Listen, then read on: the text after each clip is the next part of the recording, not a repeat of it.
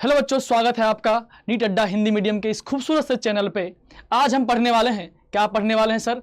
आज हम पढ़ने वाले हैं मोशन इन 1D। ठीक है, तो चलिए शुरुआत करते हैं। तो आज का लक्ष्य हमारे पास क्या है भाई? आज का हमारा लक्ष्य है कि काइनेमेटिक्स का जो बेसिक चीज़ें हैं, बेसिक पैरामीटर्स जो है, ठीक है, जिससे मोशन पे हम स्टडी कर पाएंगे, उन सब बेसिक पैरामीटर्स को हम पहले पढ़ेंगे। उसके कुछ सवाल लगाएंगे। तो आपको क्या करना है भैया? रफ कॉपी निकाल के बैठ जाना है।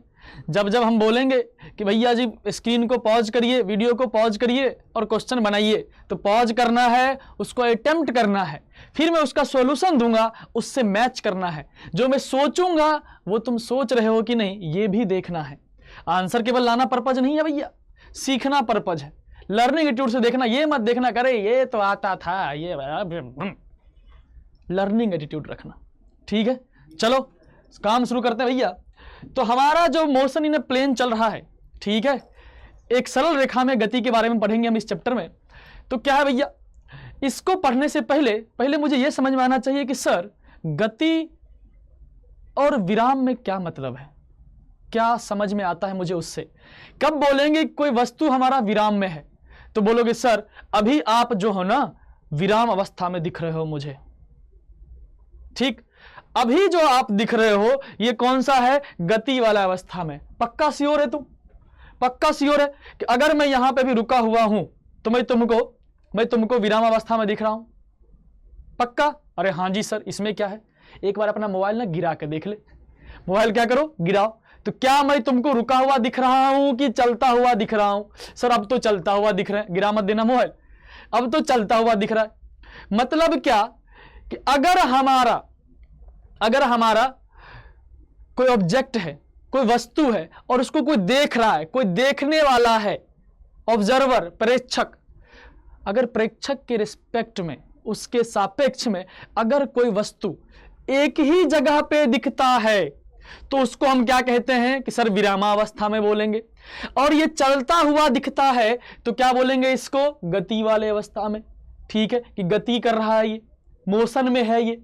ठीक है, जैसे कि देखो अभी मुझे क्या दिख रहा है कि ये रुका हुआ है, ठीक है, लेकिन अगर मैं इसको यहीं रखूं और मैं चलता हुआ देखूं तब तो मुझे क्या लग रहा है कि ये पहले यहां था, मुझे आंखें टेढ़ी करनी पड़ रही है क्या कि मेरे रेस्पेक्ट में, मेरे सापेक्ष में इसका परिस्थिति चेंज हो रहा है क्या? हां सर, चेंज हो रहा है। अगर देखा जाए ये ऑब्जेक्ट अगर कोई रुक के देख रहा है तो उसके लिए रुका हुआ है, और मैं चल रहा हूं, चलते हुए इसको देख रहा हूं तो देख रहा हूं ये तो चल रहा है भैया। इसका मतलब क्या, जो हमारा विरामावस्था है वो किसी के लिए फिक्स नहीं है कि ये जो वस्तु है क्या है, विरामावस्था में है। ये डिपेंड करेगा कि इसको देख कौन रहा है। जो देखने वाला है उस पे भी डिपेंड करेगा भैया कि ये वस्तु हमारा विरामावस्था में है कि गति में है। तो डेफिनेशन तो यही है प्यारा सा कि अगर किसी को ये रुका हुआ दिखे, इसके अवस्था में कोई परिवर्तन ना हो, तो इसको क्या बोलेंगे? विरामावस्था में है सर। और इसका अवस्था चेंज हो तो क्या बोलेंगे इसको? सर मोशन में बोलेंगे, गति में बोलेंगे। अरे ठीक, हां जी सर। इसका मतलब क्या, यहां पे एक लाइन लिखा है, ध्यान दीजिएगा। क्या भैया कि गति, वस्तु, प्रेक्षक, वस्तु और प्रेक्षक, यहां लिखा है बहुत बढ़िया लाइन। क्या भैया? वस्तु और प्रेक्षक दोनों का संयुक्त गुण है। केवल एक चीज से नहीं बता सकते कोई वस्तु रुका हुआ है कि चल रहा है। जैसे अभी समझाया, अभी ये रुका हुआ था रुका हुआ है, लेकिन अब कोई चल रहा है, चलते हुए देख रहा है तो इसको चलता हुआ दिख रहा है। इसका मतलब क्या समझ में आया कि यही वस्तु किसी को चलता हुआ दिख रहा है, किसी को रुका हुआ दिख रहा है। डिपेंड किस पे कर रहा है? कौन देख रहा है, और वस्तु पे भी डिपेंड कर रहा है। अगर वस्तु चल रहा है, जैसे ये वस्तु मान लो देखो चलेगा, ये देखो चलता हुआ दिख रहा है क्या तुम्हें? ये चलता हुआ दिख रहा है क्या? लेकिन मुझे रुका हुआ दिख रहा है। देखो मेरी नजर, देखो मेरी नजर क्या है? हमेशा सीधी है सॉरी, हमेशा क्या है? सीधी है। तो मुझे तो क्या दिख रहा है? हमेशा एक ही जगह पे दिख रहा है। तो मेरे सापेक्ष में यही चीज रुका हुआ है, तुम्हारे सापेक्ष में क्या हो रहा है? चलता हुआ दिख रहा है। तो मतलब क्या, जो देखता है और जिसको देखता है ये दोनों मिलके एक चीज बता सकता है कि ये रुका हुआ है कि चल रहा है। तो इसीलिए बोला गया क्या, ये क्या है? ये गति और विराम दोनों जो है, वस्तु और प्रेक्षक दोनों का संयुक्त गुण है। मतलब क्या, ये जो वस्तु है इसको क्या बोलेंगे? ऑब्जेक्ट, और ये प्रेक्षक है, इसको क्या बोलते हैं? ऑब्जर्वर, जो देखता है। ठीक, प्रेक्षक के बिना विराम अथवा गति का कोई अर्थ नहीं होता है। कौन देखा, किसके रेस्पेक्ट में रुका हुआ है? रुका हुआ है, अरे किसके लिए रुका हुआ है? हो सकता है किसी के लिए चल रहा है, इसीलिए बिना ऑब्जर्वर बताए हम नहीं बता सकते हैं कि ये रुका हुआ है कि चल रहा है। हम बोल सकते हैं सर जी आपके रेस्पेक्ट में ना ये रुका हुआ है, सर जी मेरे रेस्पेक्ट में ना ये रुका हुआ है, तब इसका कोई मीनिंग है। लेकिन इसके बिना कि वस्तु रुका हुआ है, इसका कोई मीनिंग नहीं है। ये लाइन लिखा है। ठीक सर, ठीक, मतलब क्या? निरपेक्ष विराम, मतलब क्या कि निरपेक्ष विराम अथवा निरपेक्ष गति, एब्सोल्यूट रेस्ट, एब्सोल्यूट मोशन कुछ भी नहीं होता है। ठीक है, एब्सोल्यूट रेस्ट पक्का नहीं बता सकता कोई कि अकेला वस्तु बता दे कि मैं रुका हुआ हूं या चल रहा हूं, ये नहीं होता है। ये बात क्लियर सबको? हाँ जी सर। यदि किसी वस्तु की स्थिति किसी प्रेक्षक के सापेक्ष, तो फिर क्या मतलब समझ आया कि अगर किसी वस्तु की स्थिति किसी प्रेक्षक के सापेक्ष परिवर्तन हो रही है तो क्या हो जाएगा? वस्तु गति में होगा क्या? तब यह वस्तु इस प्रेक्षक के सापेक्ष गतिशील अवस्था में है, अन्यथा यह वस्तु क्या है? प्रेक्षक के सापेक्ष विराम में है। जब भी हम बात करेंगे रेस्ट का और मोशन का तो क्या बोलेंगे? किसके रिस्पेक्ट में? इस ऑब्जर्वर के रिस्पेक्ट में क्या है? रेस्ट में। यह बात समझ में आ रहा है? ठीक है, यह बात समझ में आ रहा है? पक्का सर? हाँ जी सर, आ गया है कि हम कभी भी ऐसा नहीं बोलेंगे कोई वस्तु रुका हुआ है या चल रहा है।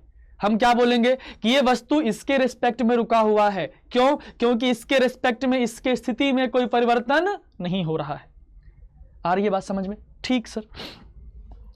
अब देखो, किसी मोशन को स्टडी करने के लिए या किसी गति के वस्तु स्टडी करने के लिए हमें क्या पता होना चाहिए? कुछ कुछ पैरामीटर्स के बारे में पता होना चाहिए, तब हम बता पाएंगे उसके बारे में कि वो क्या कर रहा है, कैसे चल रहा है, उसका मोशन कैसा है। इसको समझने के लिए हम पढ़ेंगे पहले क्या? गति प्रचाल।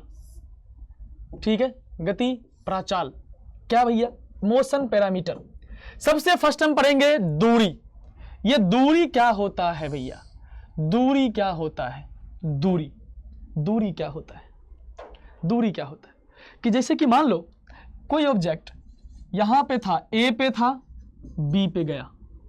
जब ए से बी जा रहा होगा तो कोई तो रास्ता होगा, कोई तो पथ होगा इसका जाने का। हाँ सर, मान लो ये, इसको पथ 1 बोल सकता हूं। ऐसे ही कोई सीधा यहां चला जाए, ये क्या होगा? पथ 2। ऐसे ही ये तीसरा पथ बनाया हमने, तो ये तीसरा पथ। ये 3 पथ है हमारे पास। ऐसा जरूरी नहीं 3 ही हो, और भी हो सकते हैं। मतलब ए से बी जाने के कई सारे रास्ते हो सकते हैं। अब हर एक रास्ते में जब वो चलेगा तो कुछ दूरी तय करेगा। इसकी जो लंबाई है, इस पथ की जो लंबाई है, वो लंबाई क्या कहलाती है? दूरी, डिस्टेंस। ठीक है, क्या कहलाती है? डिस्टेंस। एक धागा ले लो, इस पूरे पे बिछा दो, ए से बी जाने वाले रास्ते पे क्या कर दो? उसको बिछा दो, फिर उसको सीधा करके क्या कर लो? माप लो। वो जो लंबाई आ रही है वो लंबाई क्या कहलाती है? दूरी कहलाती है। तो वही लिखा हुआ है, किसी पथ की वास्तविक लंबाई जो होती है क्या कहलाती है? दूरी कहलाती है। 9th में पढ़ा होगा ये सब चीजें। किसी पथ की वास्तविक लंबाई जो है वो क्या कहलाती है? दूरी कहलाती है। यह पथ का अभिलांछिक गुण है। मतलब क्या? यानी 2 बिंदुओं के बीच की दूरी का संबंध सदैव पथ से होता है। ऐसा नहीं बोलेंगे कि ए से बी की दूरी जो है ना हमेशा फिक्स है। वो डिपेंड करेगा कि किस पथ से वो गया था। जो हमारा है ऑब्जर्वर, वो किस पथ से गया था, या कोई ऑब्जेक्ट जो है वो कैसे मूव किया है ए से बी की तरफ। जो मूव करेगा, जिस पाथ पे जाएगा, उस पाथ की जो लंबाई है, उस पथ की जो लंबाई है, वास्तविक लंबाई, वो क्या कहलाएगी? दूरी कहलाएगी। ये इस पे डिपेंड करेगा, पथ पे डिपेंड करेगा। अगर पथ अलग कर देंगे तो दूरी क्या आ जाएगा? अलग अलग आ सकता है। मतलब क्या? 1 और 2 और 3 हो सकता है इनकी दूरी समान हो। 1 2 3 तीनों पाथ में हो सकता है इसकी दूरी समान भी हो जाए, कि कुछ ऐसा चला कि ये वाला दूरी और ये वाला दूरी क्या है? सेम है। दोनों पाथ अलग है लेकिन दूरी क्या है? सेम है। लेकिन दोनों डिफरेंट भी हो सकता है, कोई बड़ा हो सकता है, कोई छोटा हो सकता है। तो डिपेंड किस पे कर रहा है? पाथ पे कर रहा है। तो वही लिखा है, अभिलांछिक गुण है किसका? किसका? पथ का। ठीक है, डिपेंड करेगा पथ पे।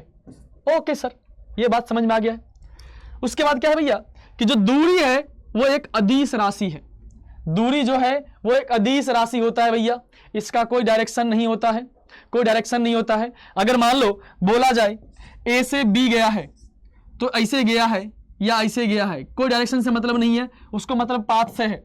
इसकी जो लंबाई होगी वो क्या हो जाएगी, इसकी दूरी, सदिश राशि नहीं है, अदिश राशि है। तो मतलब क्या, अगर मान लो कोई ए से बी गया, ए से बी गया और बी से सी गया, तो अगर बोला जाए कि बताओ ए से सी की दूरी कितनी तय की इसने, तो क्या निकालो, मान लो ये 10 किलोमीटर चला ए से बी जाने में और बी से सी जाने में क्या चला, फिर से 10 किलोमीटर, 20 किलोमीटर चल लिया, मान लो कितना चल लिया, 20 किलोमीटर। तो टोटल दूरी जो होगा ए से सी में, ए से सी में जो टोटल दूरी होगा वो कितना हो जाएगा, 30 किलोमीटर। क्या तुमने ये देखा कि इसका डायरेक्शन क्या था सर, ना ना ना, कोई डायरेक्शन नहीं देखा, सीधा सीधा जोड़ दिया। सीधा सीधा अगर जोड़ा है तो इसका मतलब क्या है भैया कि दूरी क्या है, एक सदिश, सॉरी क्या है, अदिश राशि है, स्केलर क्वांटिटी है। ठीक, इसका यूनिट लिखा, लंबाई का यूनिट क्या होता है भैया, लंबाई है ये, तो लंबाई का क्या हो जाएगा, डायमेंशन बताओ, डायमेंशन वीमा क्या हो जाएगा, m0 l की पावर 1 और t0। अरे ठीक ना, दोनों पॉइंट क्लियर है, हाँ जी। इसका जो एसआई मात्रक होगा वो क्या होगा भैया, मीटर। एसआई मात्रक क्या होगा, नहीं लिखा यहां पर, क्या एसआई मात्रक क्या भैया इसका, मीटर। ठीक, m सीजीएस में क्या होता है भैया, सेंटीमीटर, और एमकेएस में क्या होता है भैया, मीटर।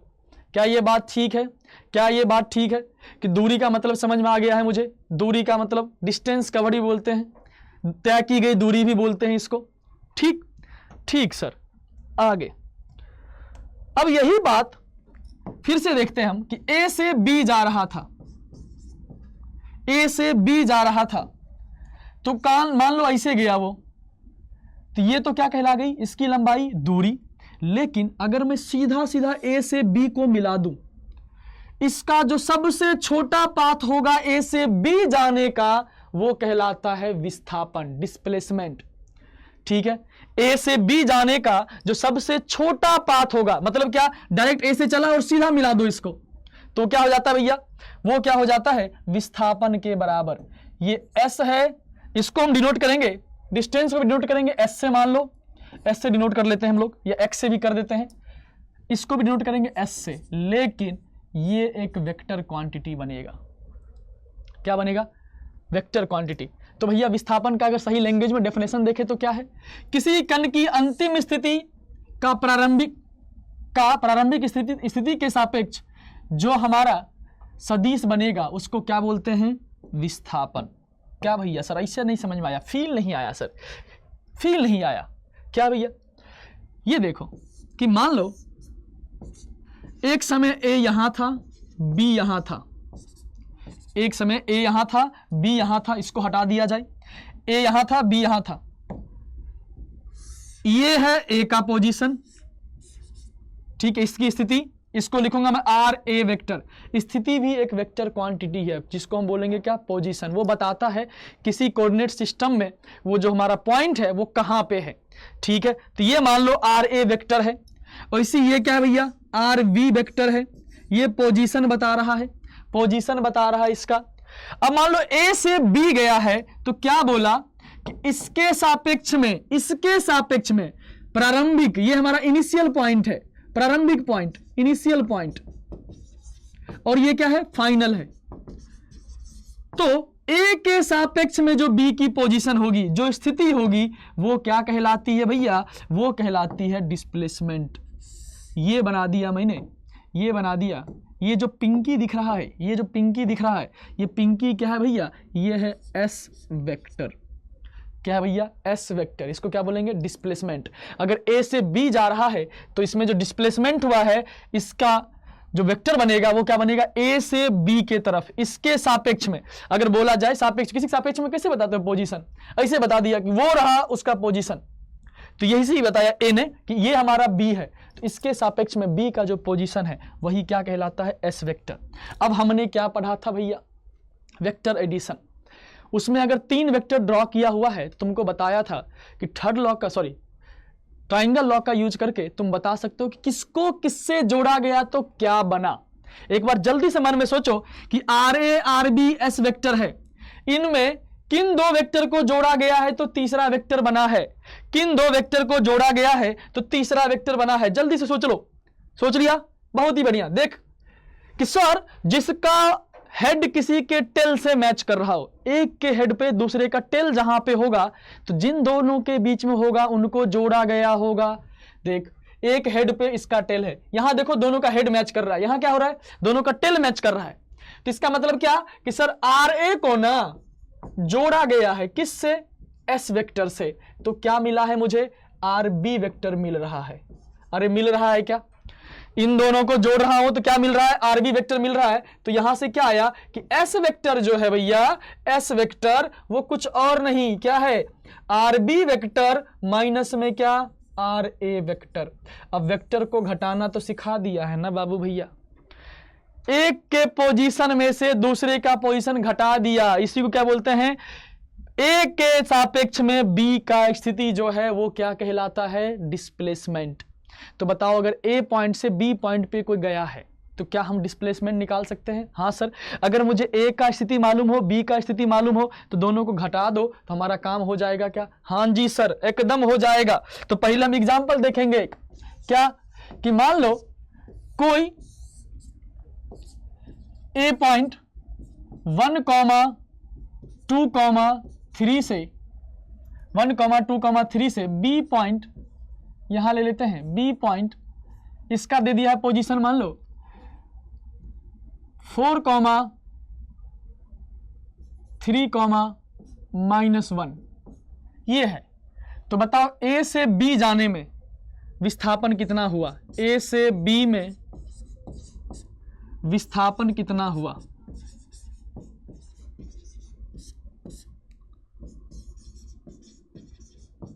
कितना हुआ। ठीक, आराम से कर सकते हो, कोई दिक्कत नहीं। लेकिन हमसे सीखना चाह रहे हो तो थोड़ा सा सीखो कि सबसे पहले सर अगर मान लो कोऑर्डिनेट दिया हुआ है तो पोजीशन कैसे लिखते थे, पोजीशन कैसे लिखते थे। सर पोजीशन लिखना क्या है कि अगर ए का पोजीशन लिखना है तो ये बन गया हमारा आर ए वेक्टर, सीधे ओरिजिन से मिला दो इसको, आर ए वेक्टर। अगर नहीं मालूम है तभी सीख लीजिए, आर ए वेक्टर अगर कोऑर्डिनेट दिया हुआ है तो कैसे लिखेंगे, जो भी है ये कोऑर्डिनेट उसमें आई कैप, जे कैप, के कैप लगा दो तो ये बन जाएगा क्या, आई कैप प्लस में क्या 2j कैप प्लस में क्या 3k कैप। ऐसी अगर आर बी देखा जाए तो क्या दिख रहा है मुझे, ये दिख रहा है सर 4i कैप प्लस में क्या 3j कैप प्लस में क्या माइनस में दिख रहा है कितना k कैप। अरे ठीक है बाबा, अरे हाँ जी सर, अरे हाँ जी सर, बहुत ही बढ़िया। अब देखो अगर पूछा जाए S vector, S vector, S vector क्या है भैया, एस वेक्टर क्या है, एस वेक्टर है ये वाला displacement vector. Basically S vector क्या है, ए बी वेक्टर भी है क्या, बोल सकता हूं क्या, एस वेक्टर क्या है भैया, ए बी वेक्टर, ए से बी को मिलाने वाली वेक्टर। नाम लिखना सिखाया था मैं वेक्टर में, क्या कि ए से बी की तरफ जा रहा है तो इसका नाम क्या लिखेंगे, ए बी वेक्टर। बी से ए की तरफ जा रहा है तो क्या लिखेंगे, बी ए वेक्टर। तो A B vector S vector equal to क्या, ए बी वेक्टर। इसका वैल्यू कितना हो जाएगा, अब ये भी देखा ए से बी की तरफ जा रहा है तो आर बी वेक्टर माइनस में क्या आर ए वेक्टर। यही डिस्प्लेसमेंट है क्या, यही डिस्प्लेसमेंट है क्या। हाँ जी सर, तो यहां से क्या आ गया R B vector minus R A vector. अब घटाना क्या सिखाया था, अगर आई कैप जे कैप में है तो सीधा सीधा आई वाले को आई से घटा दो, जे वाले को जे से घटा दो, के वाले को के से। तो देखो 4i कैप माइनस आई कैप कितना हो जाएगा 3i cap, 3i cap minus 3j cap minus में 2j कैप, तो माइनस में प्लस में क्या आ जाएगा j cap, minus k cap minus 3k cap, minus 3 minus 1 कितना माइनस 4k कैप। अरे ठीक है बाबा, अरे ठीक है। तो क्या हम डिस्प्लेसमेंट निकाल सकते हैं, क्या हम डिस्प्लेसमेंट निकाल सकते हैं, बोलो हाँ जी। डिस्प्लेसमेंट पक्का, खुद को थैंक यू बोल सकते हो, सीख लिया है तूने, ठीक सर सीख लिया सर। अब बात करते थोड़ा सा और डिस्प्लेसमेंट पे। तो डिस्प्लेसमेंट का मतलब क्या समझ में आया, डिस्प्लेसमेंट का मतलब क्या समझ में आया कि भैया ये जो चीज़ है, ये जो चीज़ है ये क्या है, पहला पॉइंट से लेके आखिरी पॉइंट तक, इनिशियल पॉइंट से लेके आखिरी पॉइंट तक का जो हमारा शॉर्टेस्ट पाथ है, सीधा सीधा ए से बी को मिला दिया। कैसे भी गया हो कोई मतलब नहीं, क्या बोला मैंने, कैसे भी गया हो, किसी भी पाथ पे गया हो कोई मतलब नहीं है। तो यहां क्या लिखा है, यह किसी बिंदु का, किसी बिंदु का, अगर मान लो ए और बी फिक्स है, ए से बी कोई गया है, कैसे भी गया है तो हमारा जो डिस्प्लेसमेंट होगा ऑलवेज क्या रहेगा, सेम, हमेशा क्या रहेगा, सेम रहेगा, हमेशा सेम रहेगा, बराबर रहेगा। तो इसीलिए क्या लिखा है, यह किसी बिंदु का अभिलांछिक गुण है। पिछले केस में क्या लिखा था हमने कि अगर बिंदु फिक्स भी है तब भी हमारा दूरी सेम हो जरूरी नहीं है, यानी कि विस्थापन अंतिम एवं प्रारंभिक स्थितियों पर निर्भर करता है। इसको कोई मतलब नहीं है, किस पे डिपेंड करता है भैया, कि ये केवल अंतिम और प्रारंभिक स्थितियों पे डिपेंड करेगा, इनिशियल और फाइनल पॉइंट पे। ठीक है, ठीक है, ठीक सर, एकदम बहुत बढ़िया, बहुत ही बढ़िया। आगे देखो, इसमें हम और क्या लिख सकते हैं कि पहली बात तो क्या समझ आया कि यह एक क्या है, सदिश राशि है, इसकी एक डायरेक्शन है, सदिश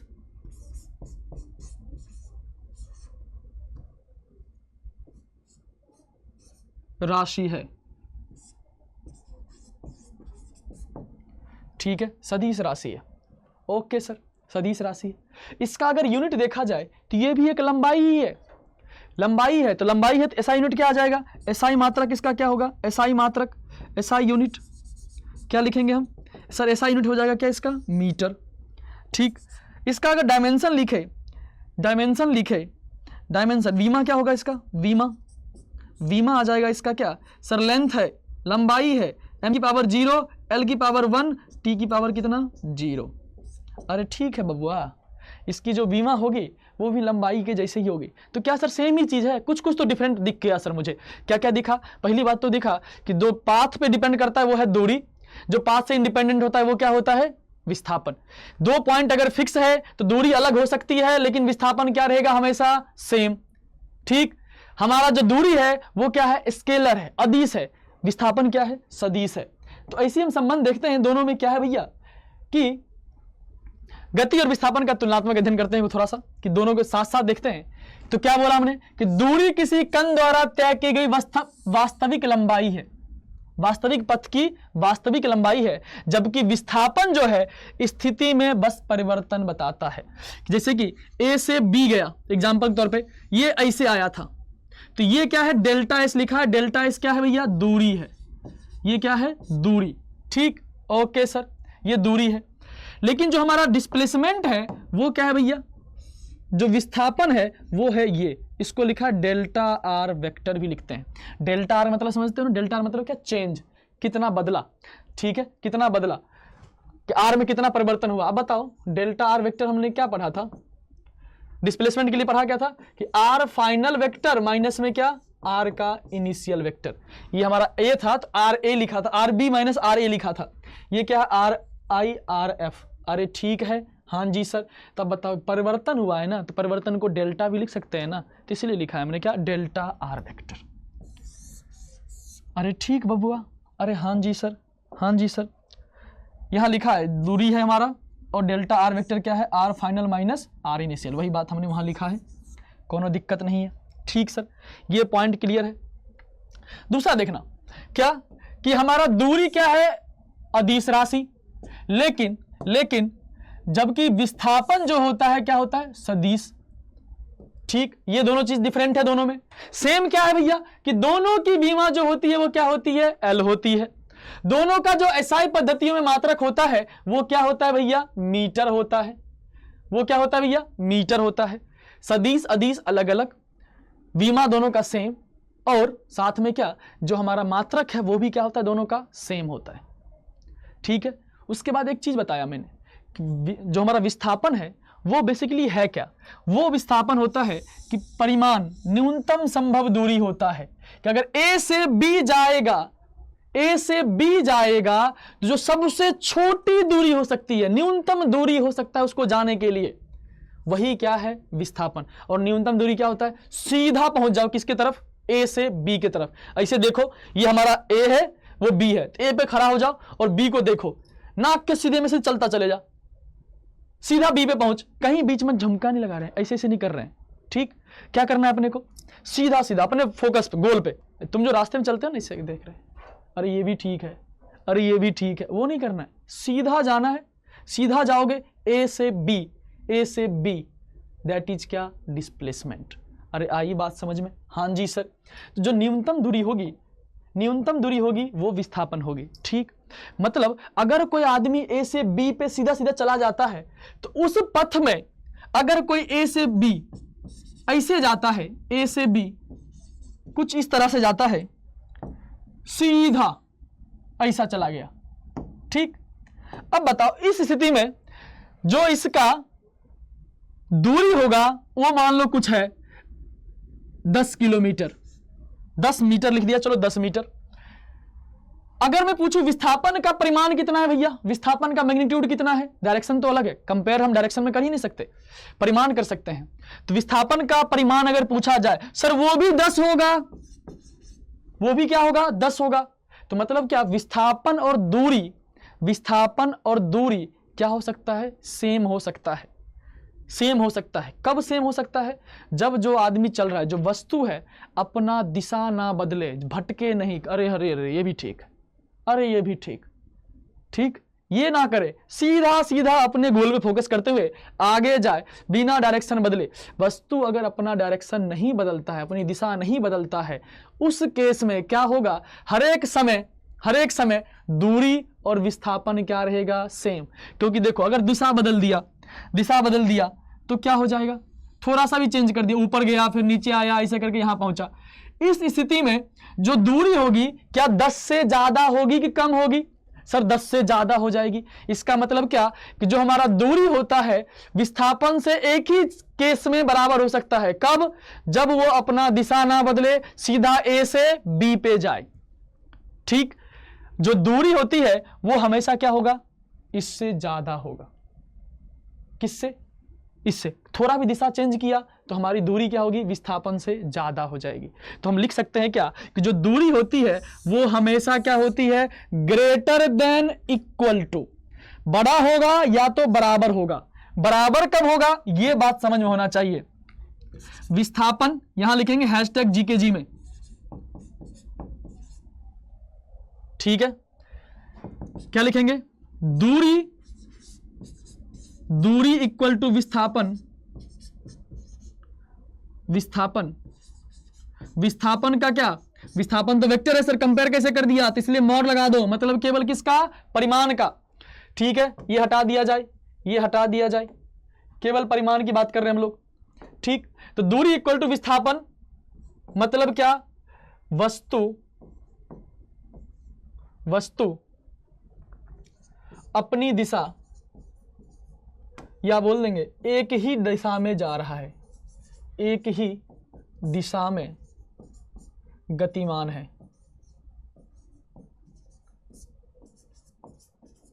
एक ही दिशा में गतिमान है, तब जाके विस्थापन और दूरी क्या होगा, बराबर होगा। नहीं तो थोड़ा भी इधर उधर हुआ तो हमारा दूरी क्या हो जाएगा, बढ़ जाएगा, दूरी बढ़ जाएगा, विस्थापन कम हो जाएगा।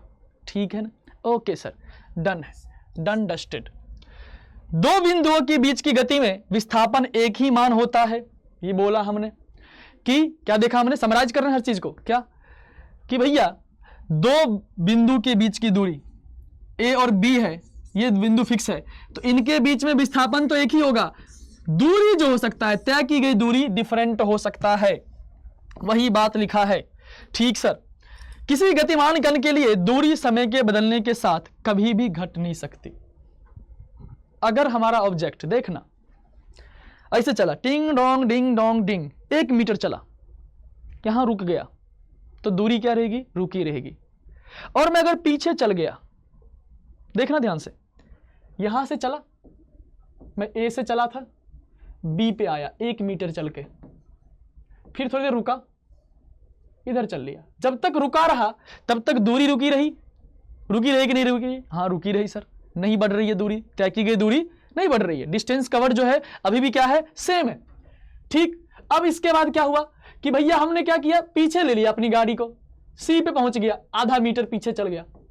अब आधा मीटर पीछे गया तो बताओ क्या हमारी तय की गई दूरी बढ़ी कि घटी, तो सर हमको तो लग रहा है घट रहा है। अरे विनोद जरा देखो, हमने क्या बोला कि एक्चुअल पाथ क्या है, तो उसका एक्चुअल पाथ क्या हो गया, ये हो गया, ये वाला पाथ अगर देखा जाए तो दूरी बढ़ा ही ना, यहां से यहां तक लंबाई, फिर यहां से यहां तक लंबाई, ठीक है, घटा क्या सर, घटा क्या, विस्थापन, कि पहले वो यहां से यहां गया था बी पे ए से, अब ये वापस सी पे आ गया, तो विस्थापन क्या हो गया भैया, विस्थापन पहले बी तक था तो ज्यादा था, पीछे आ गया तो कम हो गया। लेकिन दूरी जो है वो अगर गतिशील है, कोई ऑब्जेक्ट, कोई वस्तु गतिशील है, चल ही रहा है, गतिमान है, तो दूरी हमेशा बढ़ेगा, वो कभी भी घटेगा नहीं। हैशटैग दिमाग में लगा लो बढ़िया से। क्या ये गुरुजी का बहुत बढ़िया ज्ञान है, इस पे बहुत बढ़िया क्वेश्चन ही पूछूंगा अभी, देख तुमको पता भी नहीं चलेगा, क्वेश्चन पूछ दिया इस पे। किसी गतिमान कण के लिए दूरी समय के बढ़ने के साथ कभी भी घट नहीं सकती, जबकि विस्थापन जो है घट सकता है। विस्थापन में कमी का मतलब है वस्तु प्रारंभिक स्थिति की ओर आ रही है, जो कमा है इसका मतलब क्या, जिधर हमारा प्रारंभिक पॉइंट था ए था, उसी पॉइंट की तरफ वापस आना शुरू कर दिया क्या। हाँ, अगर वो आगे जा रहा है, आगे ही जा रहा है, तो विस्थापन में क्या होगा, बढ़ता ही जाएगा। अगर उसकी तरफ मूव कर लिया, ए की तरफ, अरे अरे बहुत प्यारा था, वापस चले जाते हैं, तब तो घट जाएगा। ठीक है, तो बढ़ भी सकता है, घट भी सकता है, जीरो भी रह सकता है। जीरो कब होगा, विस्थापन रुक सकता है कब, विस्थापन मतलब चेंज जीरो कब, जब ऑब्जेक्ट रुका हुआ है। लेकिन अगर गतिमान है तो क्या हो सकता है, बढ़ भी सकता है और घट भी सकता है। ठीक है, बढ़ भी सकता है और घट भी सकता है, लेकिन लेकिन लेकिन बराबर दूरी जो है समय के साथ हमेशा क्या होगा, बढ़ेगा ही, अगर चल रहा है तो। ठीक है, चल रहा है तो बढ़ेगा ही। ठीक सर, बहुत ही बढ़िया। अगला चीज क्या है, अगला चीज क्या है कि बोला गया किसी गतिमान कण के लिए दूरी कभी भी ऋणात्मक या शून्य नहीं हो सकती। अगर कोई चला है, थोड़ा भी चला है, गतिमान है, पहली बात तो मान लेना, चल ही रहा है, रुक नहीं रहा है, चल रहा है, तो कभी भी तय की गई दूरी निगेटिव नहीं हो सकती। कुछ ना कुछ तो चला ना, तो कुछ ना कुछ जुड़ा, ठीक, तो पॉजिटिव ही होगा, कुछ ना कुछ बढ़ेगा। चल दिया है तो शून्य भी नहीं होगा, इसलिए लिखा है ना ऋणात्मक हो सकता है, ना ही ऋणात्मक हो सकता है, ना ही शून्य हो सकता है। ठीक, जबकि विस्थापन, विस्थापन हो सकता है क्या भैया, जैसे कि मान लो, कैसे हो सकता है सर बता तो दो, इमेजिन नहीं हो पा रहा। मान लो ए से चला बी के तरफ, मैं बता रहा हूं, ए से ऐसे चल रहा है, बी हटाओ, बी हटाओ, बी हटाओ, अरे हटाओ, ऐसे चला, आगे चला, पॉजिटिव डायरेक्शन मान लो। ठीक है सर, दूरी भी बढ़ रही, विस्थापन भी बढ़ रही है। अब इसको मजा नहीं आया, पलटी मार दिया। अब बता, पलटी मार दिया तो दूरी तो कितना हो गया, मान लो 10 मीटर आगे गया था, फिर 10 मीटर पीछे भी आ गया, एक ही लाइन में जा रहा है, दो अलग अलग लाइन दिखाया हूं ताकि दिखे। तो 10 मीटर आगे गया, 10 मीटर पीछे आ गया, दूरी कितना, 20 मीटर, दूरी कितना, 20 मीटर। लेकिन अगर विस्थापन पूछा जाए तो विस्थापन क्या हुआ, जहां पे था वहीं वापस आ गया। तो ए और बी को क्या लगेगा, हम दोनों तो एक ही जगह है भैया, तो दोनों जब एक ही जगह है तो विस्थापन कितना हो जाएगा, जीरो, जहां था वहीं पे आ गया, परिवर्तन तो हुआ ही नहीं पोजीशन में, तो वही हो गया। और देखो, और पीछे चला जाए तो मजा नहीं आया, एक के पास मजा नहीं आया, पीछे चला जाए तो दूरी अभी भी क्या होगा, मान लो 10 मीटर और आगे चला गया इधर, तो 10 20 30, दूरी कितना, 30, हमेशा क्या आया, पॉजिटिव, बढ़ता रहा। लेकिन ये क्या हुआ, पहले बढ़ा फिर घटा, जीरो भी हो गया।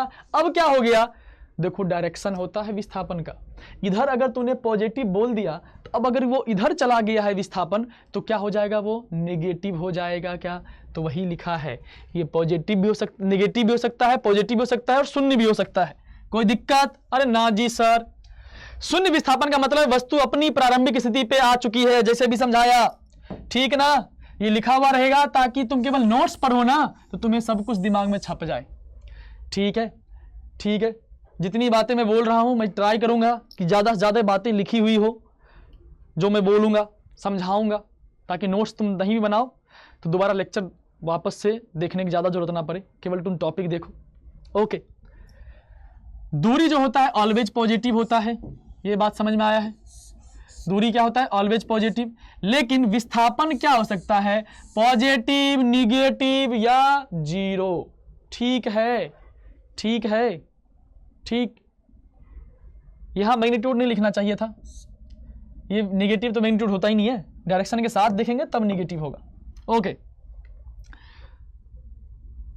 हाँ, अब क्या है, सामान्यतः विस्थापन का परिमाण दूरी के बराबर नहीं होता है, यह तभी संभव है जब गति किसी सीधी रेखा में हो। ये बात तो हमने हैशटैग जीकेजी में लिख लिया था कि दोनों बराबर तभी होगा जब जो गति है वो बस एक सीधी रेखा में हो, बिना डायरेक्शन बदले, बिना दिशा में परिवर्तन किए। सीधी रेखा का मतलब तो ये भी होता है आगे गया पीछे आ गया, डायरेक्शन बदल गया। केवल सीधी रेखा नहीं, सीधी रेखा में चलेगा और डायरेक्शन नहीं बदलेगा। या तो सीधे सीधे बोल दो ना, डायरेक्शन बदलेगा ही नहीं। सीधी रेखा तो सीधे निकल जाएगा, वो डायरेक्शन नहीं बदलेगा। ठीक है, सारे पॉइंट क्लियर हैं? हाँ जी। अगर ये बात समझ में आया है तो जल्दी से स्क्रीन को पॉज करेंगे, नो चीटिंग, और इसका आंसर सोचेंगे। इसका आंसर सोचेंगे।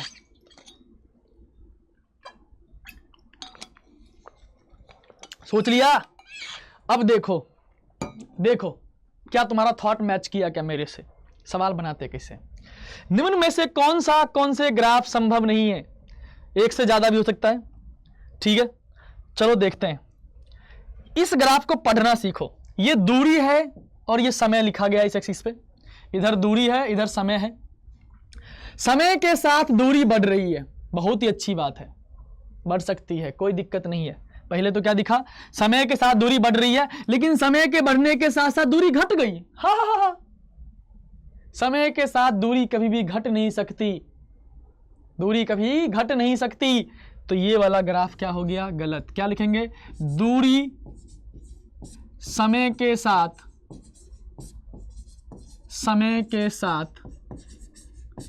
हमेशा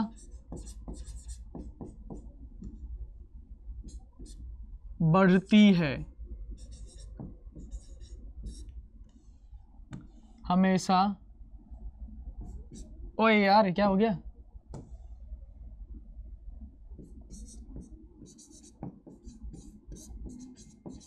बढ़ती है। ठीक, ये पॉइंट से ये गलत हो गया। दूरी समय तो ये देखो ऑलवेज क्या हो रहा है? बढ़ रहा है। बहुत ही बढ़िया बात है। तो ये सही है, सही है। ये ग्राफ क्या है? सही है। ग्राफ सही बता रहा हूं, आंसर नहीं दे रहा हूं। यहां पर देखो, यहां दो तरीके से गलत कर सकता हूं मैं।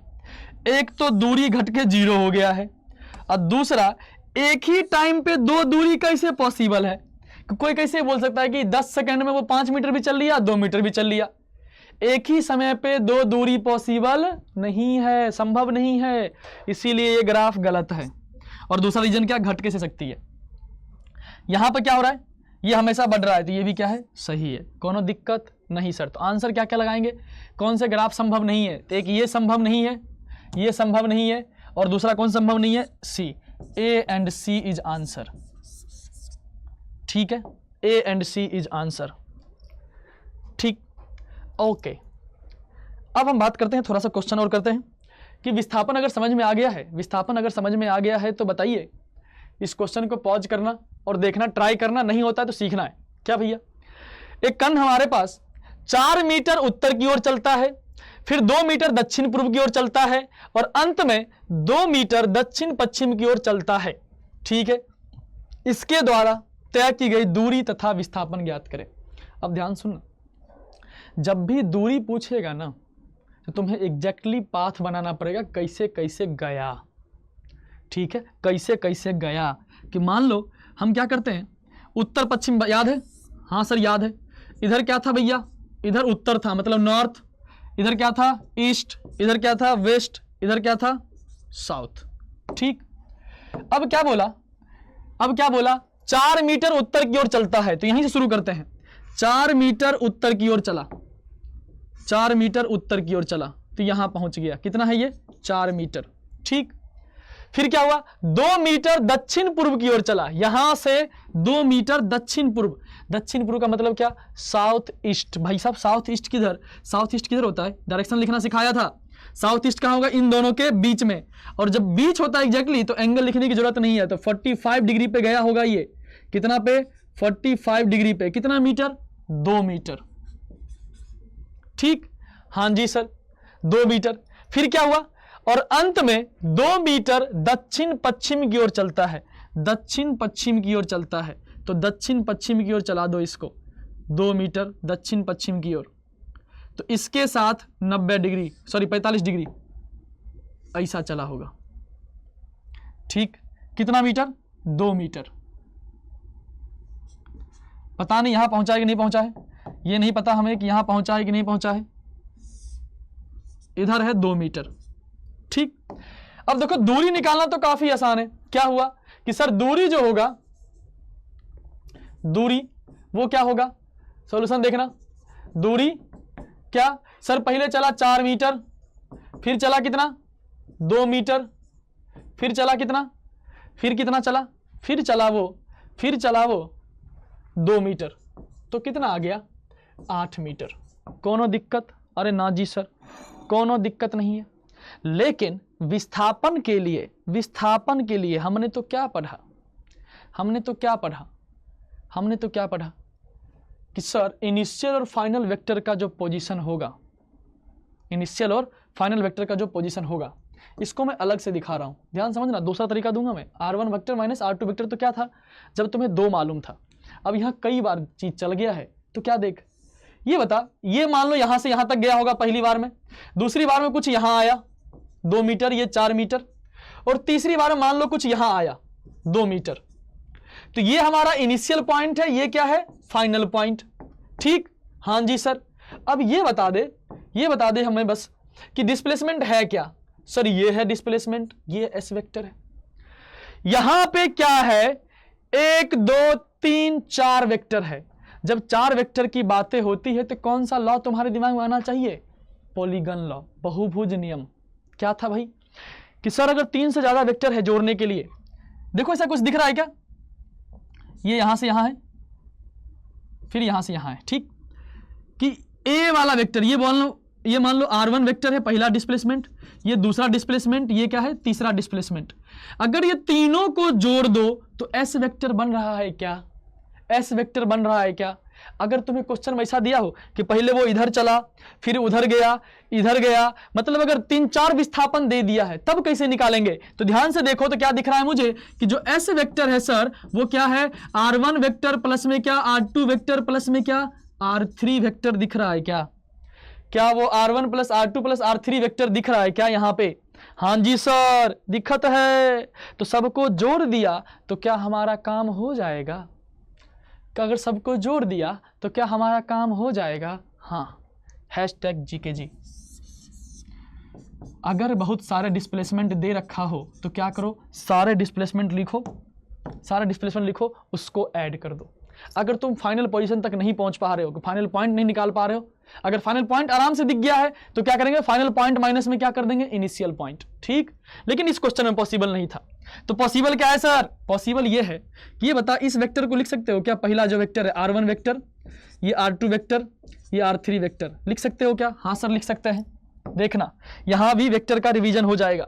क्या कि भैया पहले वो चला किधर, 4 मीटर किधर, नॉर्थ में, तो मतलब क्या, जे कैप में चला क्या, तो R1 वेक्टर को मैं लिख सकता हूं क्या, 4J कैप।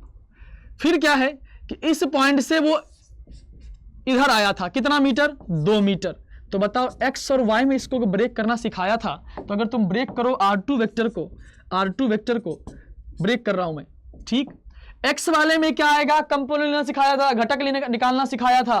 कैसे सर, ये 45 डिग्री एंगल दिया है, बीच में से गया एकदम से, तो बताओ ये कितना हो जाएगा, 2 का इधर 2/√2 होगा क्या, क्योंकि 2 cos 45, 2/√2 मीटर, मतलब कितना, √2 मीटर। वैसी √2 मीटर इधर भी आ जाएगा क्या। हाँ जी सर, √2 मीटर आ जाएगा। अब देखो एक्स में तो कंपोनेंट क्या दिख रहा है मुझे, पॉजिटिव, वाई में क्या दिख रहा है, नेगेटिव। तो R2 वेक्टर को क्या लिखना चाहिए, R2 vector is equal to √2 I cap minus में क्या, √2 J कैप। अरे ठीक बाबू, वाह ठीक बा, रिवीजन है, देख ले। फिर क्या है, तीसरा वेक्टर था कि इससे इस डायरेक्शन में चला था 2 मीटर, ठीक है, साउथ वेस्ट में।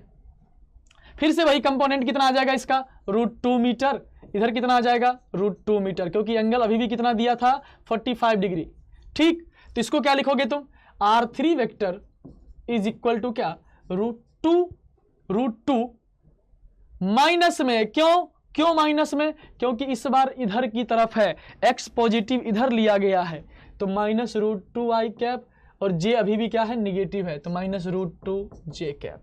अब बताओ एस वेक्टर कितना हो जाएगा, R1 vector, R2 vector plus में क्या R3 वेक्टर, कितना आ गया बबुआ, ये आ गया कितना, ये जे कैप आई वाले का आई वाले जोड़ो तो 2√2 नहीं √2 माइनस में √2, √2 माइनस में √2 खत्म क्या, हाँ जी खत्म। जे कैप देखोगे कितना है -√2 माइनस √2 माइनस 2√2 तो कितना आ जाएगा 4 माइनस 2√2 जे कैप, 4 माइनस 2√2 जे कैप। हमारा तो ये आंसर आया है और ये जे कैप है मतलब किधर है, वो सीधा सीधा किधर है, नॉर्थ में है। ठीक है, तो अगर मैं इसको बनाऊं ना फाइनल डायग्राम, जब मुझे पता चल गया है वो कहाँ पहुंचा है, तो वो ऐसे गया था, ऐसे गया था, फिर ऐसे आ गया था। ठीक है, कुछ इस तरह से चला था। ये हमारा पहला R1 था, ये R2 था, ये R3 था। ठीक है, कुछ इस तरह से चला था। आई बात कंसेप्ट समझ में कि अगर 2 से ज़्यादा डिस्प्लेसमेंट दे रखा है तो कैसे निकालेंगे। ठीक है, अगर 2 ही दिया तब भी कैसे निकालेंगे, दोनों को जोड़ दो तो हमें डिस्प्लेसमेंट मिल जाएगा। ठीक है, नेट डिस्प्लेसमेंट मिल जाएगा, पहला डिस्प्लेसमेंट प्लस दूसरा डिस्प्लेसमेंट, वेक्टर सम कर दो ना। अरे सिंपल सी बात है, जैसे उसको सीधे सीधे ऐड करते थे दूरी को, इसको क्या करेंगे, वेक्टर सम करेंगे। कैसे करेंगे, सारे डिस्प्लेसमेंट 3 डिस्प्लेसमेंट दिया है तो तीनों को जोड़ेंगे और फिर आगे बढ़ जाएंगे, डिस्प्लेसमेंट निकल जाएगा फाइनल वाला। ठीक सर, आगे आओ, बहुत ही इंपॉर्टेंट चीज पे। अगला एग्जाम्पल क्या पेश किया जाता है आपके स्क्रीन पे, जल्दी से पॉज करेंगे और देखेंगे इसको, जल्दी देख लो। ठीक, क्या बबुआ, एक वस्तु वृत्ताकार मार्ग पे चल रहा है, वृत्ताकार मार्ग, ये लो सर्कुलर पाथ पे चल रहा है, सर्कुलर पाथ पे चल रहा है, मार्ग के चौथाई भाग पे L मीटर दूरी तय करता है। दूरी एवं विस्थापन में अनुपात क्या होगा, दूरी एवं विस्थापन में अनुपात क्या होगा। 1/4 जब चलेगा तो बताओ वो कहाँ पहुँच जाएगा। सर 1/4 का मतलब तो ये होता है कि A से कहाँ पहुँच गया, B पे, तो बोला क्या L मीटर दूरी तय करता है, मतलब ये दूरी जो है इस पाथ पे चला था ना, ये तो इस पाथ पे चला था तो इसकी दूरी कितनी हो जाएगी L, इसकी दूरी कितनी, ये जो लेंथ दिया है ये कितना दिया है L दिया है। ये बात ठीक है, हाँ जी सर ये बात तो ठीक है। अब मान लो इसका रेडियस अगर R था, त्रिज्या इसका R था, तो ये तुम बता सकते हो कि ये लेंथ कितना होता है क्वार्टर में। हाँ सर निकाल सकते हैं, दो तरीका है, चाप की लंबाई पूछ रहा है तो R थीटा कर दो, L इक्वल टू कितना हो जाएगा R थीटा, R थीटा। चलो यहां भी रिकैप, R इंटू में थीटा कितना π/2, 90 नहीं कितना πr/2। ठीक है, L इक्वल टू ये पता चल गया, मतलब R इक्वल टू यहां से निकाल सकते हैं क्या, R इक्वल टू निकाल सकते हैं क्या, हाँ जी सर निकाल सकते हैं कि R इक्वल टू क्या आ गया 2L/π। ठीक है, जरूरत पड़ सकती है। तो पूछा क्या है, दूरी एवं विस्थापन में अनुपात ज्ञात करें। दूरी तो कितना है L है, विस्थापन क्या है सर, विस्थापन जो होता था वो था इनिशियल पॉइंट से फाइनल पॉइंट को सीधा सीधा मिला दो। लो दिस इज क्या, डिस्प्लेसमेंट वेक्टर। ठीक, अब बताओ इस ट्रायंगल में दिख रहा है क्या, OAB में डेल्टा R वेक्टर का वैल्यू निकाल सकते हो क्या, ये R है तो ये भी R है, तो डेल्टा R वेक्टर कितना हो जाएगा, इसका मैग्नीट्यूड कितना सर, ये हो जाएगा √2, कितना होता है R² plus R² under root में √2R। तो बताओ इसका अनुपात पूछा है तो कितना आ जाएगा, डेल्टा R वेक्टर को लिख दो R इसके फॉर्म में, L के फॉर्म में, √2R का वैल्यू निकाला है यहाँ पे तो कितना आ जाएगा 2L/π। अब अनुपात पूछा है तो लिख दो दूरी का अनुपात विस्थापन,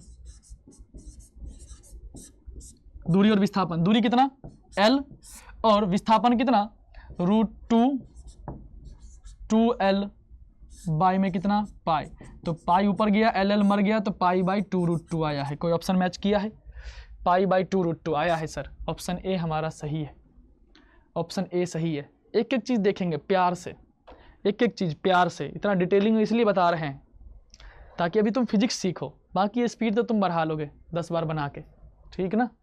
ठीक है बबुआ, पक्का पक्का, आगे बढ़ा दो, नेक्स्ट क्वेश्चन की तरफ ले जाऊं।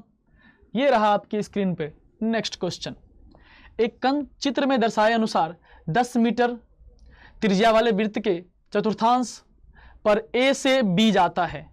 ये जो है A से B गया तक जाता है, पथ AB के अनुदिश विस्थापन का परिमाण, दूरी तथा OC वेक्टर वो x अक्ष के मध्य कोण ज्ञात करें। जो चीज दिया है जल्दी से इसको सोचेंगे, जल्दी से इसको सोचेंगे, फिर हम आगे बढ़ेंगे, फिर हम आगे बढ़ेंगे।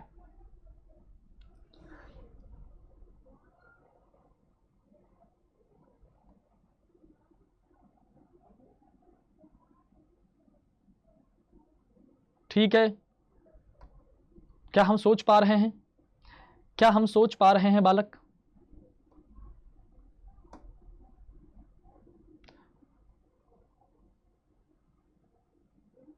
क्या हम सोच पा रहे हैं? कण चित्र में दर्शाए गए अनुसार 10 मीटर त्रिज्या वाले वृत्त का चौथांश A से B तक जाता है। पथ AB के अनुदिश विस्थापन का परिमाण, दूरी, परिमाण कहाँ गया? परिमाण, दूरी तथा OC वेक्टर वो और किसके बीच? x अक्ष के बीच की दूरी क्या होगा? x अक्ष के बीच की दूरी क्या होगा? चलिए शुरू करते हैं। AB में विस्थापन निकालना है। पहली बात तो ये बताओ, ये कितना दिया है? 10 मीटर का रेडियस दिया है क्या? 10 मीटर, ये 10 मीटर, तो बताओ A से B का विस्थापन कितना हो जाएगा? सर ये 90 डिग्री है, तो अभी सिखाया था कि AB वेक्टर का मैग्नीट्यूड कितना हो जाएगा भैया? सर ये 10√2 हो जाएगा। जितना 10 है इंटू में क्या? √2। ये हो गया विस्थापन। अगर बात करें इसकी कि दूरी की, दूरी क्या होगा? A से B में जो दूरी होगा, A से B में जो दूरी होगा वो क्या होगा? वो हो जाएगा सर आधा क्वार्टर चला है ना, 1 क्वार्टर चला है ना, तो कितना एंगल घुमा? π/2 इंटू में रेडियस कितना है? 10, तो कितना आ जाएगा? 5π। अरे ठीक है, दूरी कितना? 5π, दूरी कितना? 5π, और डिस्प्लेसमेंट कितना? डिस्प्लेसमेंट कितना आ जाएगा? डिस्प्लेसमेंट आ गया हमारे पास हाउ मच? 10√2 मीटर, इतना मीटर। ओके, अगला चीज पूछा है कि अगर OA वेक्टर बनाया गया, उसका उल्टा, OA के उल्टा एक वेक्टर बनाया गया, OC वेक्टर, सॉरी ये वाला वेक्टर दिख रहा है? हाँ जी सर दिख रहा है। और उसके बाद x एक्सिस के साथ एंगल पूछा गया है, x एक्सिस के साथ एंगल पूछा गया है, x एक्सिस OC वेक्टर, ये वेक्टर का एंगल पूछा गया है। तो अगर मैं ये थीटा निकाल लूं, ये वाला थीटा निकाल लूं, आधा थीटा, y के साथ जो एंगल बना रहा है ये थीटा निकाल लूं, तो काम हो जाएगा क्या? हाँ जी सर, ये 10 दिया है और ये भी कितना है? ये भी 10 है, तो tan थीटा इक्वल टू कितना हो जाएगा? सर ये हो जाएगा 10 अपॉन में कितना? 10। थीटा इक्वल टू कितना? Sir theta equal to 45 degree. Theta अगर 45 डिग्री है बाबुआ, तो 45 डिग्री आ गया, और ये एंगल कितना है? 90 डिग्री। तो एंगल बिटवीन OC वेक्टर और किसमें? x एक्सिस में कितना आ जाएगा? सर ये आ जाएगा 90 डिग्री प्लस में कितना? 45 डिग्री, कितना आ गया? 135 डिग्री। 135 डिग्री आंसर आ जाएगा, 135 डिग्री इसका आंसर आ जाएगा। ठीक, 135 डिग्री इसका आंसर आ जाएगा। ठीक बा, तीनों आंसर मिल गया अपने को, डिस्प्लेसमेंट मिल गया, दूरी मिल गया, एंगल निकाल लिया। जबरदस्ती का 2 सवाल बनाया गया है। ओके, अब हम बात करेंगे भैया अगले पैरामीटर की, जो है चाल, स्पीड। जब तुम बाइक चला रहे होते हो, कांटा पे क्या दिखता है? दूरी बताता है कि ये स्पीड बताता है? दूरी भी बताता है कि डिस्प्लेसमेंट बताता है। एक मीटर लगा होता है जिसमें लिखा होता है कि गाड़ी इतनी चल गई, तो वो क्या बताता है? डिस्प्लेसमेंट बताता है कि दूरी बताता है? डिस्प्लेसमेंट की दूरी, सर वो दूरी बताता है। और जो कांटे पे दिखा रहा होता है वो क्या दिखा रहा होता है? चाल दिखा रहा होता है। लेकिन कौन सा वाला चाल? सर कौन सा वाला चाल क्या होता है? हाँ जी, चाल भी 2 तरीके के होते हैं, अभी समझेंगे। क्या भैया? चाल पहली बात तो होता क्या है कि हम दूरी तय कर रहे था मोशन में, ठीक है भैया चल रहा है, दूरी तय हो रहा है, विस्थापन भी देख लिया, लेकिन किस दर से दूरी तय की जाती है ये भी जरूरी वाली बात है कि नहीं? है कि नहीं? हाँ जी, अगर तुम्हें स्कूल जाना है तो तुमको क्या करना है? डेली 10 किलोमीटर जाना है, ठीक है सर, 10 किलोमीटर गया मान लो, और 10 किलोमीटर जा रहा है कोई ऐसे ना करते हुए जा रहा है स्कूल, और कोई तेजी से जा रहा है, एकदम टाइमली पहुंच रहा है तेजी से, तो दोनों में चाल में फर्क है कि नहीं? हाँ सर, तो चाल क्या है? कि कौन कितनी देर में कितना दूरी तय कर रहा है, वही क्या बताता है, उसकी चाल। क्या भैया, एक वस्तु के प्रति सेकंड में तय की गई दूरी बताता है। चाल को हम v से डिनोट करेंगे, v से, स्पीड को v से दिखाएंगे, और v इक्वल टू क्या, दूरी अपॉन में क्या, टाइम। v इक्वल टू क्या, s अपॉन में टाइम। पर सेकंड कितनी दूरी तय की गई, उसी को क्या कहते हैं, चाल। ठीक है, या बोलेंगे दूरी में परिवर्तन की दर जो होती है वो क्या होती है, चाल। दूरी में परिवर्तन की दर, परिवर्तन की दर मतलब क्या, डेल्टा एस अपॉन में क्या, डेल्टा टी, परिवर्तन की दर समय के साथ। अरे ठीक है बबुआ, हाँ जी सर। अब देखो v इक्वल टू क्या है, delta S by delta T. Delta S क्या है, दूरी है। दूरी क्या होता है भैया, दूरी एक अदिश राशि है। दूरी क्या है, अदिश राशि। अदिश बाय अदिश क्या बनेगा, अदिश। इसीलिए चाल जो होता है वो क्या होता है भैया, अदिश राशि होता है। ठीक, इसका मात्रक देखा जाए तो क्या आएगा, मात्रक। सर ये मीटर, नीचे में सेकेंड, तो इसलिए यूनिट क्या आ गया इसका, मीटर पर सेकेंड। क्या हो जाएगा, मीटर पर सेकेंड। सीजीएस में क्या, सेंटीमीटर पर सेकेंड। ठीक है, हाँ जी। वीमा क्या हो जाएगा, इसकी वीमा कितनी, एल, नीचे वाले की कितनी, टी, तो एल टी हो जाएगा, एल टी -1। वीमा कितना आ गया, m की पावर 0, l की पावर 1, t -1। ठीक है, t -1, तो ये आ गया क्या, इसका वीमा। ठीक सर। अब सुनना, चाल का दो रूप होता है। कैसे कैसे, कहानी सुनो। कि मान लो तुम दिल्ली से निकले, ये हमारा दिल्ली, यहां से मनाली की ट्रिप मारते हैं हम लोग, डरंग डरंग डरंग डरंग डरंग डरंग डरंग डरंग, ये आया, ऐसे सीधा तो नहीं चल देगा भाई, भ्रुम भ्रुम भ्रुम भ्रुम भ्रुम भ्रुम भ्रुम भ्रुम, मनाली आ गया, मनाली आ गया। अब ये बता, दिल्ली से मनाली जाने में मान लेते हैं हमारा जो दूरी है, कितना दूरी है दिल्ली से मनाली की दूरी, ताकि एग्जैक्ट डेटा पे बात करेंगे हम। अरे भैया आ जाओ, आजा आजा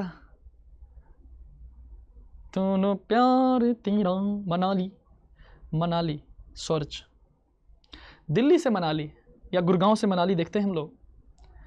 अरे आजा भाई, ये कह रहा है कि तुम्हारे औकात की बाहर की बातें मुझे मनाली नहीं दिखा रहा है गाइस, यार गरीब समझ लिया हमें तो।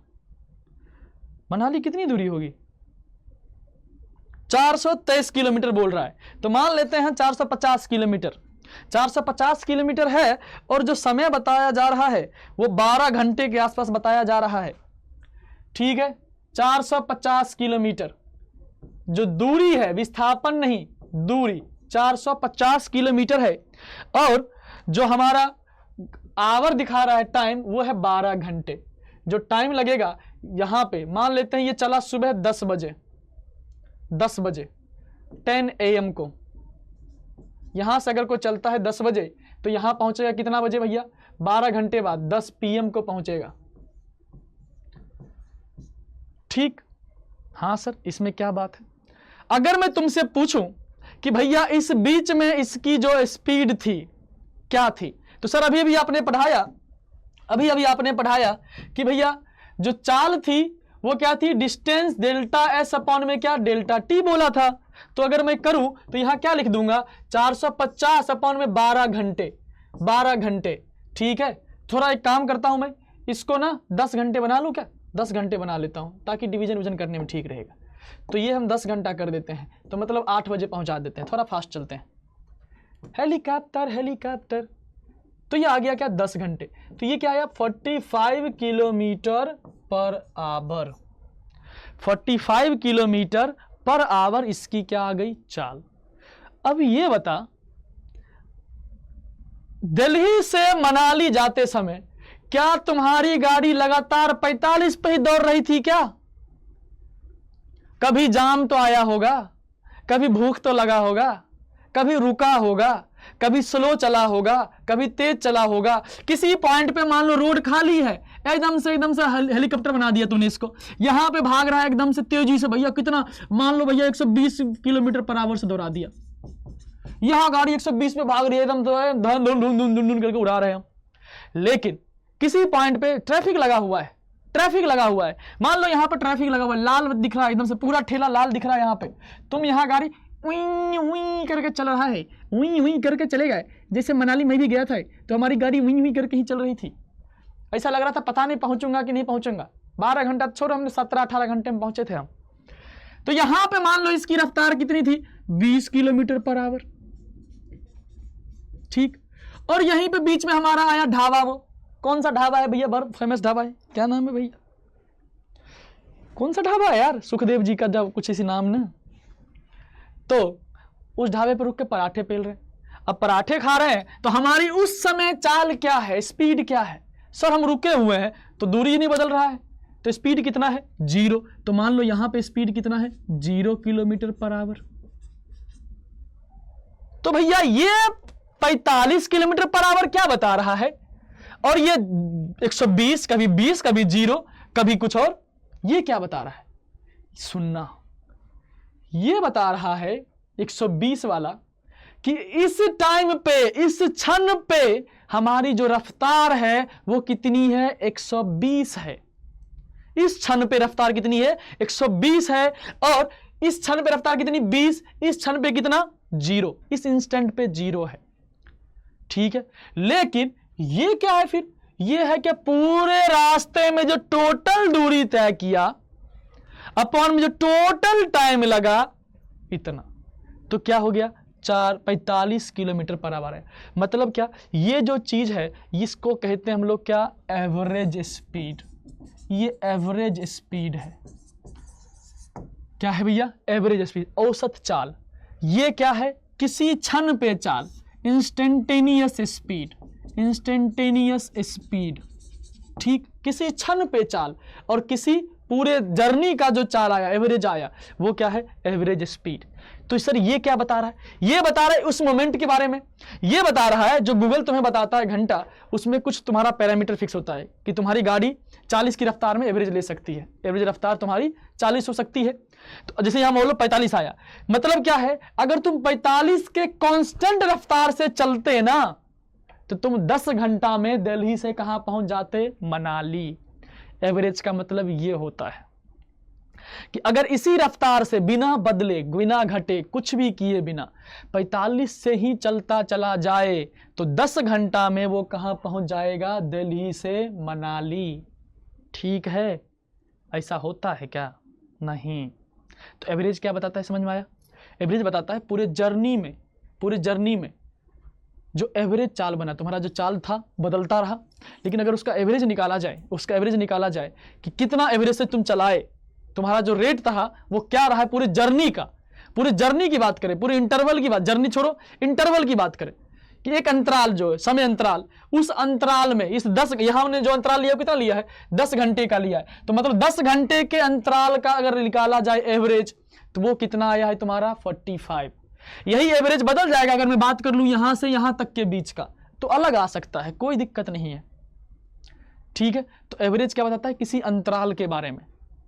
और ये जो इंस्टेंटेनियस है वो किसके बारे में बताता है, किसी मोमेंट पे, किसी टाइम पे, इस टाइम पे क्या रफ्तार है। तो अगर मैं औसत चाल बोलूं तो ये किसके लिए डिफाइंड होता है, गुरु जी का ज्ञान में क्या लिख सकते हो तुम कि भैया ये ज्ञान हमें प्राप्त हुआ कि जो औसत चाल होता है वो कुछ और नहीं, वो किसी इंटरवल के बारे में हमें बताता है। इस दौरान, इस समय नहीं, इस दौरान हमारी चाल क्या थी, औसत चाल क्या थी। तो ये होता है क्या, डेल्टा एस अपॉन में क्या, डेल्टा टी, जहां डेल्टा की क्या है, डेल्टा टी क्या है, समय अंतराल, और वहां पे डेल्टा एस क्या है भैया, डेल्टा एस है इस अंतराल में तय की गई दूरी, इस समय अंतराल में, टाइम इंटरवल में तय की गई दूरी, तय की गई दूरी, अरे आई बात समझ में? इस समय अंतराल में तय की गई दूरी क्या है भैया? इस समय अंतराल में तय की गई दूरी वो डेल्टा एस है। इनको डिवाइड कर दो तो क्या मिल जाएगा? औसत चाल। तो औसत चाल का फॉर्मूला क्या आया? इसको लिखते हैं कैसे हम लोग? ऐसे लिखते हैं इसको, वी एवरेज इक्वल टू क्या? Delta S by delta T. अरे ठीक है बबुआ, क्या ये बात ठीक है? क्या ये बात ठीक है? क्या ये बात ठीक है? हाँ जी सर, हाँ जी सर।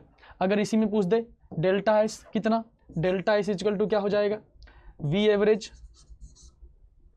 एवरेज औसत चाल इंटू में क्या? Delta T. औसत चाल इंटू में क्या? Delta T. अरे ठीक है, ठीक है, पक्का? हाँ जी, ओके। इसके क्वेश्चन हम करेंगे अभी, पहले समझ ले। तात्क्षणिक चाल क्या होता है भैया? अब देखो ये भी एक एवरेज ही होता है सर। अभी तो आपने बोला किसी इंस्टेंट पे। अरे किसी इंस्टेंट पे क्या होता है? किसी मोमेंट पे अगर तुम टाइम फिक्स कर दो, एग्जैक्टली 10 बजे की बात कर लो, एग्जैक्टली 10 बजे की बात कर लो, तो भैया उसके बीच में कोई दूरी तय कैसे हो सकती है? जीरो टाइम में कोई दूरी तय हो सकती है क्या? नहीं ना, एकदम जीरो टाइम में दूरी तय नहीं हो सकती है। कुछ तो टाइम देना ही पड़ेगा, तभी तो कुछ दूरी चलेगा। तो मान लो 0.00001 सेकेंड के टाइम इंटरवल में, टाइम इंटरवल जो उसको बहुत छोटा कर दो, बहुत छोटा। हमने क्या पढ़ा कि V average is equal to क्या? वी एवरेज औसत चाल क्या था कि डेल्टा एस बाई क्या? Delta T. अगर इसी इंटरवल को मान लो हम 10-12 बजे की बात कर रहे हैं, 12 बजे क्या हमारी रफ्तार थी, और 12 बजे से लेके 12 बजे पे हमें निकालना है, तो अगर मैं बोल दूं कि 12 बजे से लेके 12.00001 सेकेंड पे जो इसकी रफ्तार होगी, एवरेज होगी, मैं बोल सकता हूं वही 12 बजे पे होगी। हाँ जी सर बोल सकते हैं, क्योंकि इतना कम देर में कोई अपनी रफ्तार नहीं बदल पाएगा। ठीक है, तो बहुत ही कम इंटरवल कर दिया जाए, जो इंटरवल है वो बहुत छोटा कर दिया जाए। मतलब क्या? डेल्टा टी को इसमें क्या लगा दो? लिमिट, कि डेल्टा टी बहुत छोटा हो जाए, लगभग किसके बराबर? 0 के बराबर। तो बताओ इस दौरान जो दूरी भी होगा वो भी क्या होगा? बहुत छोटा हो जाएगा। और जब बहुत छोटे की बात करते हैं तो हम क्या लिखते हैं? डी लगा देते हैं क्या? डिफरेंशिएशन वाले फॉर्म में। अरे हाँ जी सर, बताया तो था उसमें डिफरेंशिएशन में कि वी एवरेज में लिमिट लगा दिया किस चीज का? कि डेल्टा टी क्या कर दो? बहुत छोटा कर दो।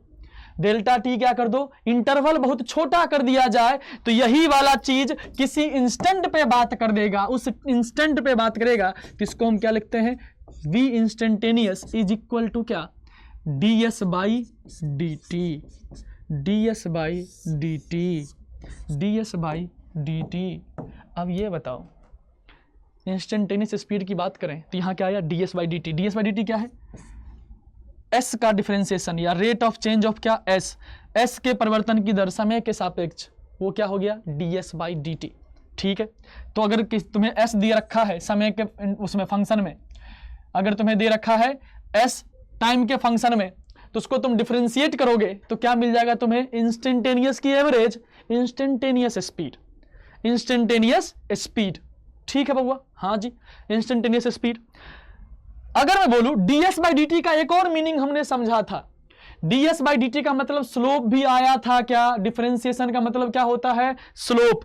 स्लोप तो हैशटैग जीकेजी में लिखेंगे हम 2 पॉइंट। क्या भैया? कि अगर डिस्टेंस को या दूरी को डिफरेंशिएट करेंगे, डिफरेंशिएट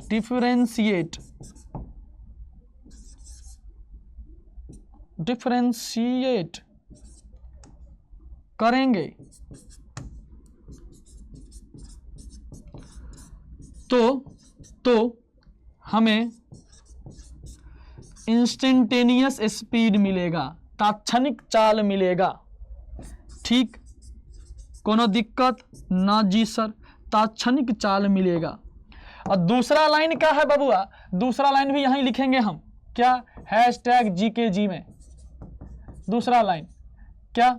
कि भैया v इक्वल टू क्या होता है? इंस्टेंटेनियस का मतलब d s by d t, और d s by d t क्या है, ये क्या है भैया, ये है स्लोप ऑफ किसका, एस टी कर्व।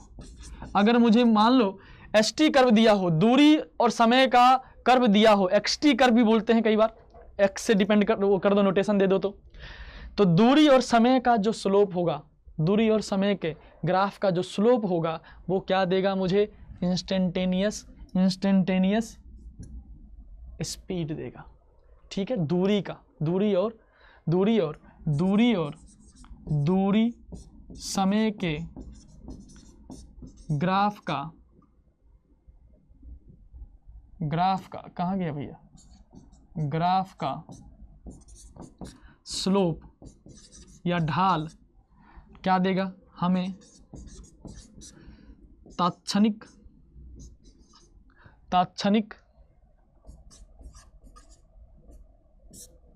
चाल देगा।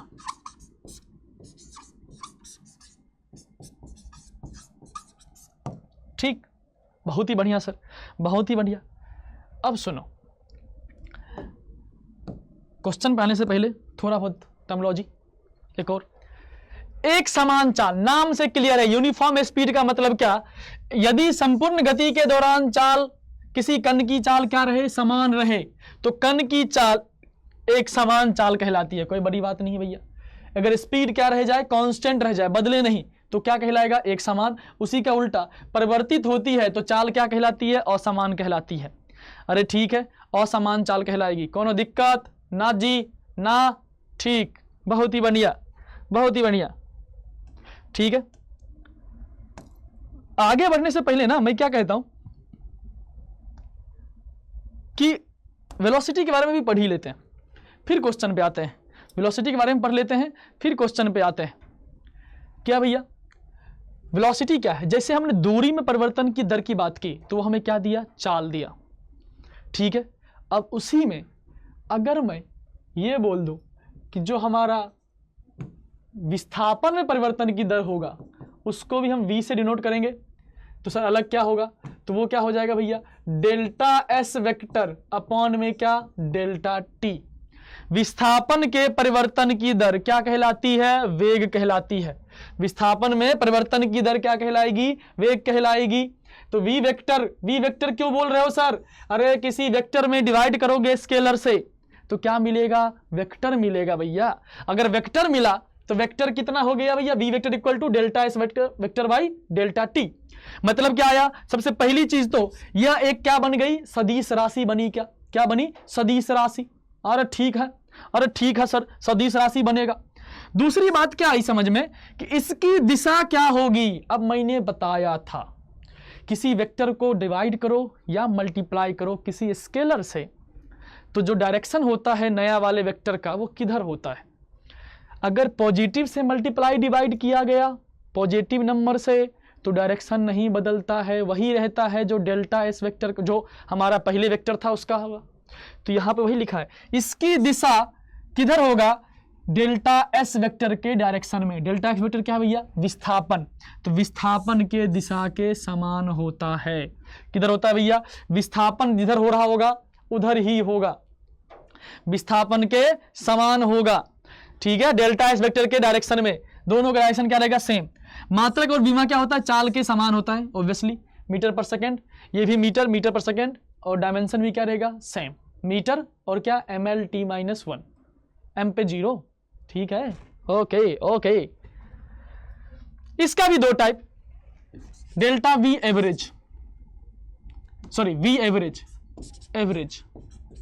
क्या होगा, जब किसी इंटरवल की बात करेंगे तो क्या बात करेंगे हम लोग, एवरेज की। ठीक है, किसी इंटरवल में, अब मान लो 1 सेकंड से लेके 10 सेकंड तक उसका विस्थापन कितना हुआ, 1 सेकंड से लेके 10 सेकंड तक उसका जो विस्थापन हुआ वो मान लो डेल्टा एस वेक्टर हुआ डिवाइडेड बाय क्या, टोटल टाइम। तो ये क्या कहलाता है, एवरेज या औसत वेग कहलाता है, औसत वेग कहलाता है। ठीक है, क्या कहलाता है, औसत वेग। पक्का, डन। इसका जो डायरेक्शन होगा वो किधर होगा, डेल्टा एस वेक्टर के डायरेक्शन में होगा, कोई दिक्कत नहीं है। लेकिन इसी में बात करूं तात्क्षणिक वाले क्या हो जाएगा, सेम टू सेम कहानी, रिपीट करने की जरूरत नहीं है। कि इंस्टेंटेनियस की बात करूं तो ये कुछ और नहीं है कि जो हमारा एवरेज है ना, जो एवरेज है उसी में क्या लगा दो, लिमिट लगा दो। क्या कि जो टाइम इंटरवल है उसको क्या कर दो, बहुत छोटा, तो डेल्टा एस वेक्टर ये क्या बन जाएगा, डी एस वेक्टर अपॉन में क्या, D T vector, D T vector कर रहा हूं डी टी। अरे ठीक, तो यहां पे भी वो लाइन लिखी जा सकती है भैया, D S vector by d T. मतलब क्या, अगर विस्थापन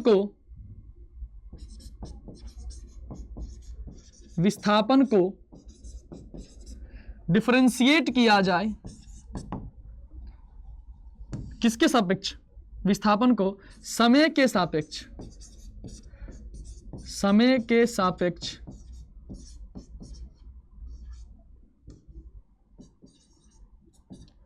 डिफरेंशिएट किया जाए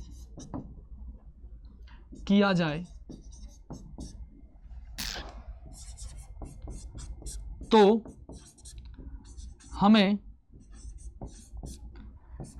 इंस्टेंटेनियस वेग मिलेगा, तात्क्षणिक वेग मिलेगा। ठीक है, और बात करें ग्राफ के फॉर्म में क्या लिख सकते हैं कि एस वेक्टर और टी का मतलब विस्थापन और समय का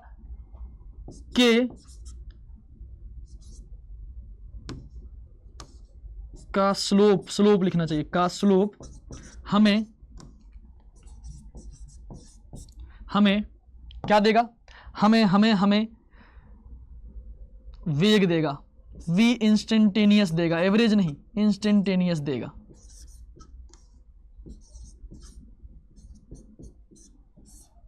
ठीक, इंस्टेंटेनियस देगा। फिर से वही बात कि अगर दिशा, इसमें क्या है, अब ये सदिश राशि है, सदिश राशि में अगर समान रखना है तो मतलब क्या क्या होना चाहिए, दिशा भी नहीं बदलना चाहिए और परिमाण भी नहीं बदलना चाहिए। तो वही लिखा है, यदि कोई गतिमान कण के वेग का परिमाण वो दिशा, परिमाण और दिशा दोनों समान रहती है तो इसका वेग समान वेग कहलाता है, एक समान वेग कहलाता है। यह तभी संभव है जब कण किसी सीधी रेखा में चल रहा हो, किसी सीधी रेखा में चलता जाए, ना इधर देखे ना उधर देखे, ना पलटे ना कुछ हो, सीधा चलता चला जाए, तो उसको क्या बोलते हैं भैया, एक समान यूनिफॉर्म स्पीड बोलते हैं। बोला जाएगा कि कोई वस्तु है जो एक समान वेग से चल रहा है तो आपको समझ में आना चाहिए कि वो क्या कर रहा है, वो सीधा चलता ही चला जा रहा है, उसको कोई डिस्ट्रक्शन नहीं है लाइफ में।